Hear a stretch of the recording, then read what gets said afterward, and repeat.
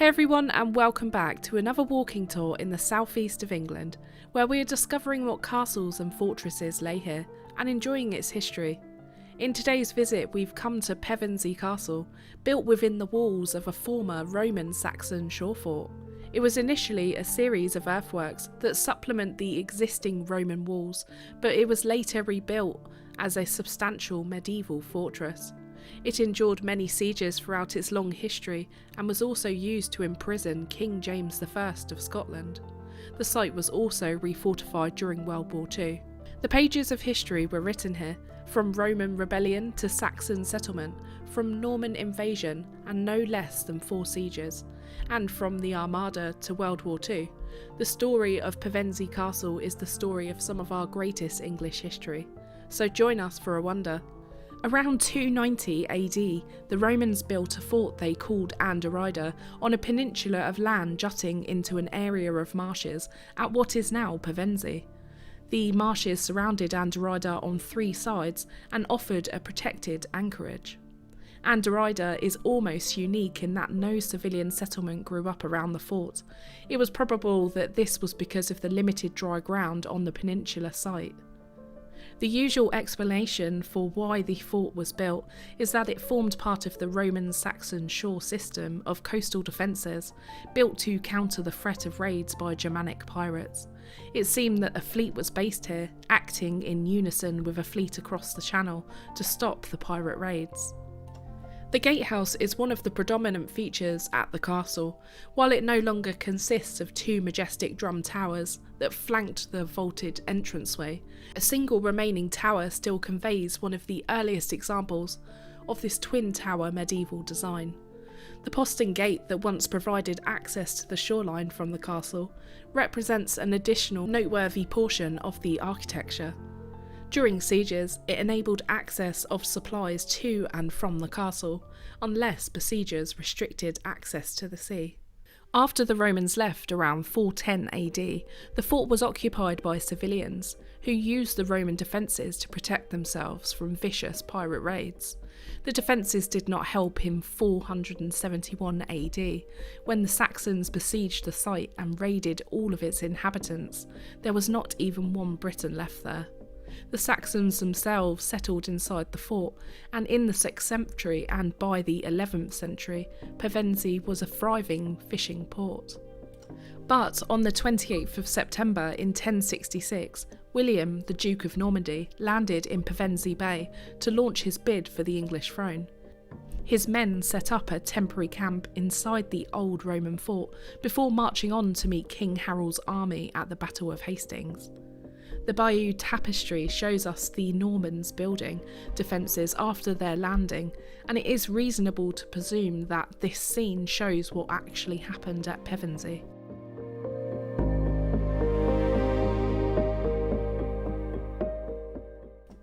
The relics of those desperate times still tell their stories to willing listeners today. The Pevensey cannon, which guarded the castle from 1587 onwards, still survives. This red cannon remains from the times of Elizabeth I, and its twin is on show at the Tower of London. There are also the catapult balls. These substantial stone spheres are arranged in pyramid piles, which in centuries past were launched through the air and crushed stone and lives alike in violent explosions of debris, screams and blood. After his success at Hastings, William gave Pevensey and a large part of Sussex to his half-brother, Roger of Mortain. Sometime in the 1070s, the temporary Norman defences within the Roman walls at Pevensey were extended to create a full-scale castle. The old walls were repaired and 2 baileys, or enclosed areas, were constructed and defended by a timber palisade. It was not long before the Norman defences were put to the test, for in 1088 William's son Robert, the now Duke of Normandy, rebelled against William II, who had succeeded his father as King of England. Barons supporting Robert occupied Pevensey Castle, and William II personally led royal forces in a siege, lasting 6 weeks. The defenders eventually had to surrender when their food supplies ran out. The Mortaines kept Pevensey, but not for long. William the Count of Mortain rebelled against Henry I, and the king seized his estates. Gilbert de Clare, the Earl of Pembroke, later held Pevensey against King Stephen. Once more the castle proved impossible to capture by assault, but once again the garrison had to surrender when their supplies ran out. After 1230, the castle passed to a sequence of royal favourites, including Peter of Savoy, who was granted it in 1246. He was the uncle of Eleanor of Provence, Henry III's wife, but by 1254 Peter had probably replaced the Inner Bailey's timber defences with the present stone walls and towers that we see now. The Inner Bailey was the heart of the medieval castle, with a chapel, a well, a great hall for communal dining, and living quarters, as well as the impressive keep. These new defences were soon put to the test during the baronial conflicts of Henry III's reign. On the 15th of May in 1264, an army led by Simon de Montfort inflicted a crushing defeat on the king's forces at the Battle of Lewes, after which the royalist constable of Pevensey was ordered to surrender the castle. When he refused to do so, a siege ensued. In September, local knights were called upon to help stop the garrison raiding the surrounding countryside. Though parts of the Roman outer walls were damaged during the siege, ultimately the castle held out, and the siege was only finally lifted in July of 1265, making it the longest siege in medieval England.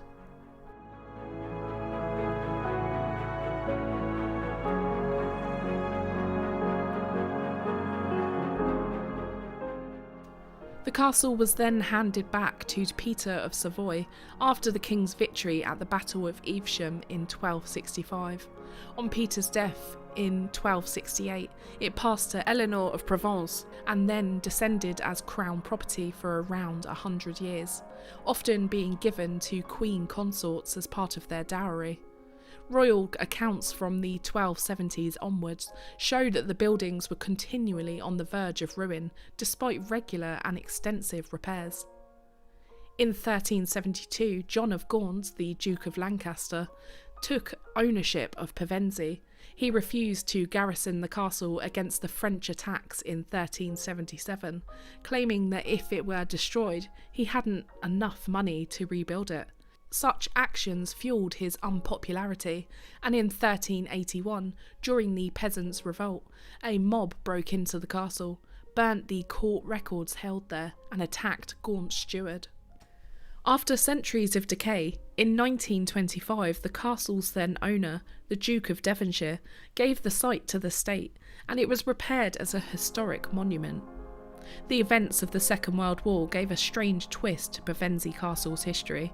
After the fall of France in 1940, Pevensey once more became a potential landing place for an invasion. A command and observation post were set up, the perimeter defences were refortified, pillboxes for machine gun posts were built, and a blockhouse for the anti-tank weapons were constructed in the mouth of the Roman West Gate. The towers of the Inner Bailey were refitted as barracks for the garrison, which included the Home Guard, the British and Canadian soldiers, and the US Army Air Corps units. The Ministry of Works supervised these alterations to ensure that the new work blended with the old. After 1945, the townspeople of Pevensey petitioned for the new works to be left in place as a monument to this important episode in the castle's history.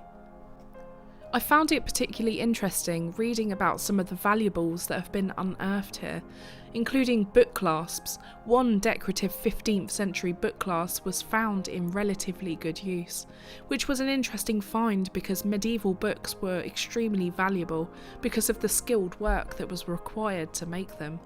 So many of them were held shut with decorative clasps like this, which could help prevent the pages from warping as well as protecting them from light and dust.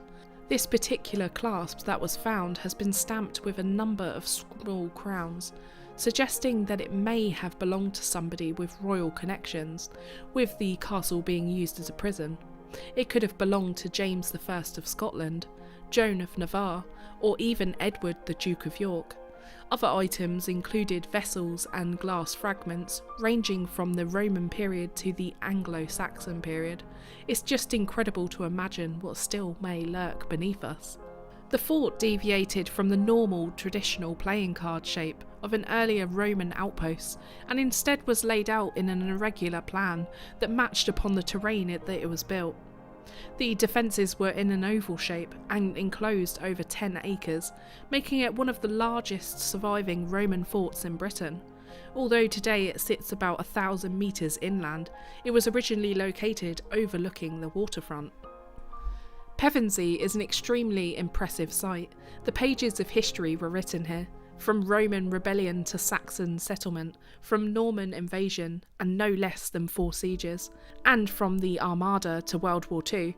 The story of Pevensey Castle is the story of some of our greatest English history.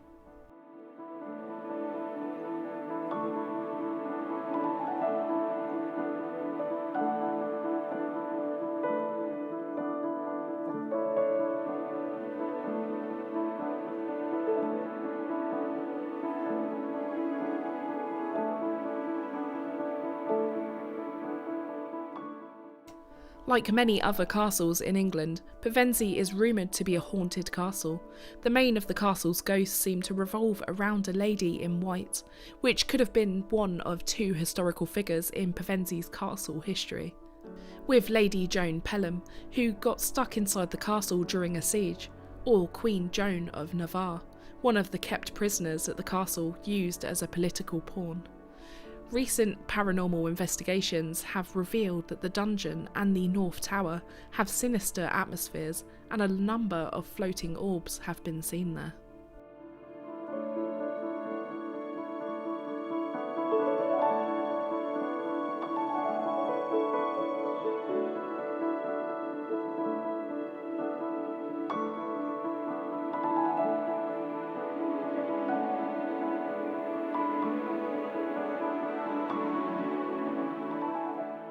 The castle keep barely survives and it doesn't really exist anymore, but the castle itself still has 2 dungeons, one which we're able to head down into and the other an oubliette, which essentially is a dungeon in which you'll never come out of.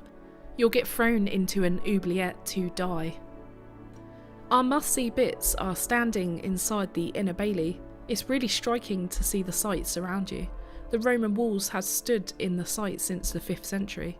It's impressive enough that that makes these walls over 1,500 years old. The World War II defences, spot these as you wander the site with the installation of pillboxes.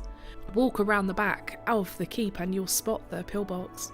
The exhibition inside the East Tower with its interpretation on how the Second World War gave a twist to Pevensey Castle's history.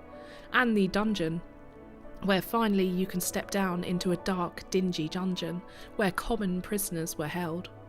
We really hope that you've enjoyed watching our tour around Pevensey Castle, and we hope that you'll go and see for yourself and explore some of its significant history. If you do like what you've seen, please be sure to hit that like button and consider subscribing to the channel if you haven't already, or even consider supporting us in other ways by using the join button or clicking the links in our description for our Patreon. So we'll see you on the next one. Till next time.